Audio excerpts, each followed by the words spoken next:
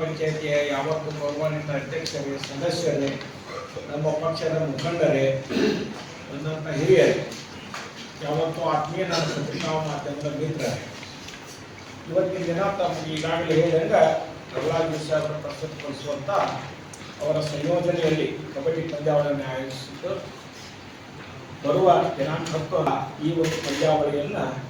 ಗ್ರಾಮೀಣ ಭಾಗದ ಏನು ಪಂದ್ಯ ಈಗ ಇವು ಕಬಡ್ಡಿ ಆಯಿತು ಮತ್ತು ಕೈಟ್ ಫೆಸ್ಟಿವಲ್ಲು ಮತ್ತು ಹಲವಾರು ಗ್ರಾಮೀಣ ಭಾಗದ ಕ್ರೀಡೆಗಳನ್ನು ಇವಕ್ಕೆ ಉತ್ತೇಜನ ಕೊಡಬೇಕು, ಪ್ರೋತ್ಸಾಹ ಕೊಡಬೇಕು ಅನ್ನೋ ದೃಷ್ಟಿಯಿಂದ ನಮ್ಮ ಕೇಂದ್ರ ಸಚಿವರಾದ ಪ್ರಹ್ಲಾದ್ ಜೋಶಿ ಅವರು ಎಲ್ಲ ವಿಧಾನಸಭಾ ಕ್ಷೇತ್ರಾದ್ಯಂತ ಈ ಕಾರ್ಯಕ್ರಮ ಹಮ್ಮಿಕೊಂಡಿದ್ದಾರೆ. ಈ ಒಂದು 4-5 ವಾರದಿಂದ ನವಲಗುಂದದಲ್ಲಿ ಬಹಳ ಯಶಸ್ವಿಯಾಗಿ ಈ ಕಾರ್ಯಕ್ರಮ ಆಯೋಜಿಸಿದ್ದು, ಎಲ್ಲರೂ ಕೂಡ ಇದಕ್ಕೆ ಪ್ರೇರೇಪಿತರಾಗಿ ಇವತ್ತಿನ ದಿನ ಜಿಲ್ಲೆಯಾದ್ಯಂತ ಈ ಒಂದು ಕಾರ್ಯಕ್ರಮ ನಡೆಸಬೇಕು ಅನ್ನುವಂಥ ಅಭಿಲಾಷೆ ಇಟ್ಕೊಂಡು ಇವತ್ತಿನ ದಿನ ಕುಂದಗೋಳದಲ್ಲಿ ಈ ಶನಿವಾರ ಮತ್ತು ಆಯ್ತಾರ ಬೆಳಿಗ್ಗೆ 9 ಗಂಟೆಗೆ ಇದರ ಉದ್ಘಾಟನಾ ಸಮಾರಂಭಕ್ಕೆ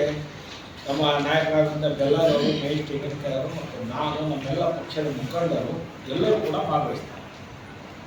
ಮಾಡುವಂಥ ಕೆಲಸ ಪ್ರಾರಂಭ ಮಾಡಿದರು. ಇವರಿಗೆ ಸೂಕ್ತವಾದಂಥ ವ್ಯವಸ್ಥೆಯನ್ನು ನಮ್ಮ ಮಾನ್ಯ ಕೇಂದ್ರ ಸರ್ಕಾರ ಎಲ್ಲರಿಗೂ ಕೂಡ ಮಾಡಿದ್ದಾರೆ. ಮ್ಯಾಪು,